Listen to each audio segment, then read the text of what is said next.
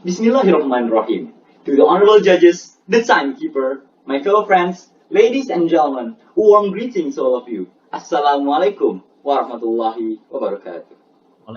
We commence by praising Allah Subhanahu wa Ta'ala, most gracious and merciful, whose bounties are unbounded, whose benevolence is everlasting, whose blessings are uncountable, and whose provisions are unending. The one who has created this world magnificently.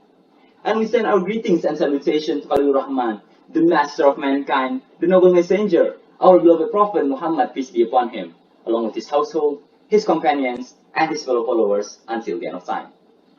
Ladies and gentlemen, in my previous speech, I had delivered my thought on how the Internet of Things has become a double-edged sword to the youth. I had reminded my fellow teenagers to use the Internet wisely, to keep shaping a good, positive, and strong characteristic while we are still young. So today, I am more than happy to elaborate further about digital literacy. This speech is entitled Youth Contribution in Enhancing Nation's Digital Literacy. Ladies and gentlemen, Microsoft launched a Digital Civility Index report every year as an effort to promote a safer, healthier, and more respectful online interaction among others. You know, this year, Indonesia is in rank 29th among 32 countries analyzed by Microsoft, and we are the last among Asian countries. Why was our rank so poor? It assesses Indonesian digital life vulnerability to hoaxes and fake news, cyberbullying, privacy violations, violent content, and pornography, and even more serious, cybercrime. I give you an example. In March 2021, which is this year, our badminton team was disbanded from the All England Championship. The aftermath is, the social media account belonging to Badminton World Federation were attacked by dozens of comments from Indonesian netizens. This led to some argument that this behavior is unacceptable, rude, and even dangerous, regardless of its intention. Can you recall, on May 2021, which is also this year, at least 279 million data belonging to Indonesian citizens were sold by hackers.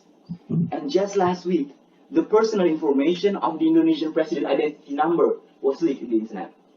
So, what is the real problem?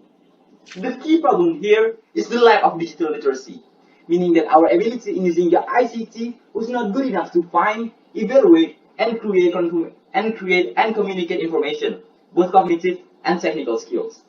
Looking at the statistics, Indonesians were the fourth largest internet users worldwide, with more than 203 million users. This is only behind China, India, and the United States. From a security perspective, ladies and gentlemen, a large internet-using population with low digital literacy skills carries a huge risk. People who are digitally literate know how to find and consume digital content. They know how to create, communicate, and share them.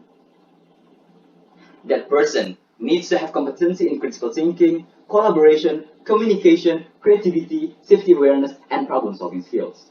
When we talk about problem-solving, we are talking about the cognitive and not about the hardware. And these are thinking skills. Next, we must understand where to start. First of all, family. Parents should become role models. They will guide and formulate an agreement on how the family members access digital media. Then, the educators. Indonesia needs to encourage education institutions to integrate their curriculum with the goal to increase digital literacy among students. Then, there's also the community. More collaboration on digital literacy must be established with various communities. And there are also the policymakers. I urge the policymakers to ensure the policy to develop Indonesian digital literacy and not to forget that the government is required to maintain democratic values, justice, and fairness in the digital information system. And finally, us, as the youth. Because research shown that young people are considered the most vulnerable to the hoaxes. But on the other hand, they are seen as the largest group of potential digital literacy agents. Yes, we are all the agent of changes. Brothers and sisters, understand that the environment keeps on changing. Have curiosity, have initiative, persistence, adaptability, leadership, and social awareness. Digital literacy is not only about consuming digital content, but also creating and spreading them, such as tweets, podcasts, videos, emails, and blogs. Uplifting digital literacy is the art of improving the level on how to communicate. The goal is to teach how to think, to analyze and evaluate, and to apply ethical judgment. So the question goes, What do we need to contribute in order to enhance nation's digital literacy? Well, first of all, live the golden rule. We should act with empathy, compassion, and kindness in every interaction, and treat everyone with dignity and respect. The second one is respect differences. We should appreciate cultural differences and honor diverse perspectives. When we disagree, we should engage thoughtfully and avoid name-calling and personal attacks.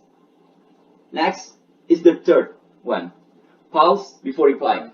We should stop and check before responding to things we disagree with. We should not post or send anything that could hurt someone else, damage someone's reputation, or threaten anyone's safety, including our own.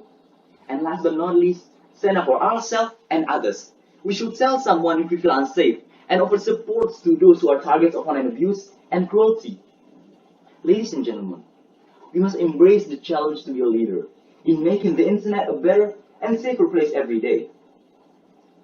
We will build a sustainable online culture, create a set of positive norms, fairness, and justice, and keep Indonesians safe online. That's all from me. Thank you very much. Wabillahi taufiq wal hidayah. Wassalamualaikum warahmatullahi wabarakatuh.